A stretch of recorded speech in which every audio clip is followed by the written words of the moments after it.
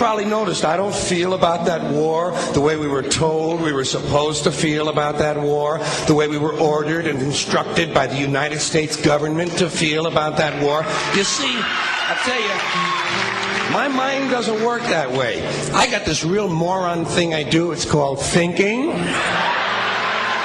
And I'm not a very good American because I like to form my own opinions.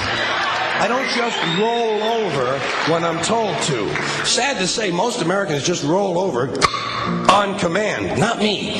I have certain rules I live by. My first rule, I don't believe anything the government tells me. Nothing.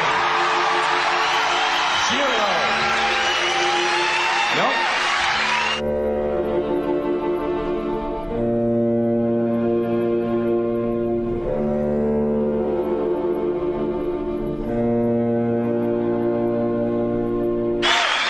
And I don't take very seriously the media or the press in this country, who in the case of the Persian Gulf War were nothing more than unpaid employees of the Department of Defense, and who most of the time function as kind of an unofficial public relations agency for the United States government.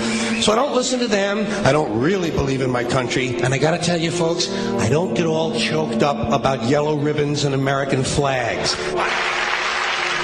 Now, to balance the scale, I'd like to talk about some things that bring us together. Things that point out our similarities instead of our differences. Because that's all you ever hear about in this country is our differences. That's all the media and the politicians are ever talking about, the things that separate us, things that make us different from one another. That's the way the ruling class operates in any society. They try to divide the rest of the people. They keep the lower and the middle classes fighting with each other so that they, the rich, can run off with all the fucking money. Fairly simple thing happens to work. You know, anything different, that's what they're going to talk about. Race, religion, ethnic and national background, jobs, income, education, social status, sexuality, anything you can do, keep us fighting with each other so that they can keep going to the bank. You know how I describe the economic and social classes in this country? The upper class keeps all of the money, pays none of the taxes. The middle class pays all of the taxes, does all of the work. The poor are there just to scare the shit out of the middle class. Keep them showing up at those jobs. Politicians know that word. They use it on you. Politicians have traditionally hidden behind three things: the flag, the Bible, and children. No child left behind. No child left behind. Oh, really? Well, it wasn't long ago you were talking about giving kids a head start. Head start, left behind? Someone's losing fucking ground here. But there's a reason. There's a reason. There's a reason for this.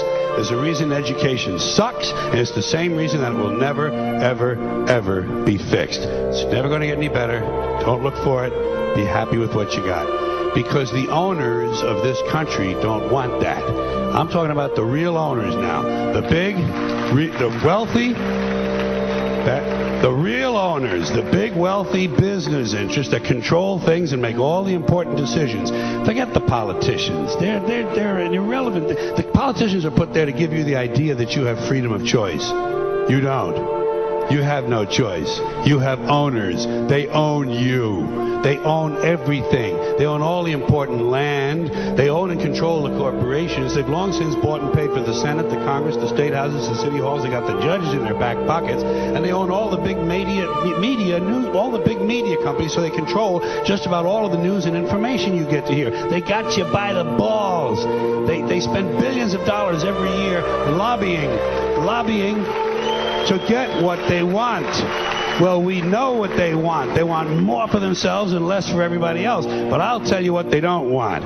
They don't want a population of citizens capable of critical thinking. They don't want well-informed, well-educated people capable of critical thinking. They're not interested in that. That doesn't help them. That's against their interest. That's right. You know something? They don't want people who are smart enough to sit around the kitchen table and figure out how badly they're getting fucked by a system that threw them overboard 30 fucking years ago. They don't want that. You know what they want? They want obedient workers. Obedient workers. People who are just smart enough to run the machines and do the paperwork, and just dumb enough to passively accept all these increasingly shittier jobs with the lower pay, the longer hours, the reduced benefits, the end of overtime, and the vanishing pension that disappears the minute you go to collect it. And now they're coming for your Social Social Security money. They want your fucking retirement money. They want it back so they can give it to their criminal friends on Wall Street. And you know something? They'll get it. They'll get it all from you sooner or later because they own this fucking place. It's a big club, and you ain't in it. You and I are not in the big club.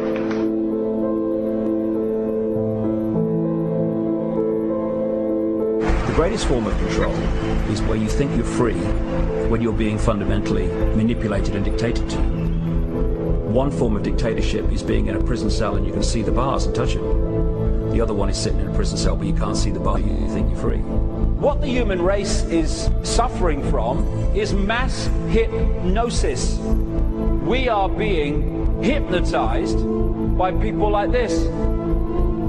Newsreaders, politicians, teachers, lecturers.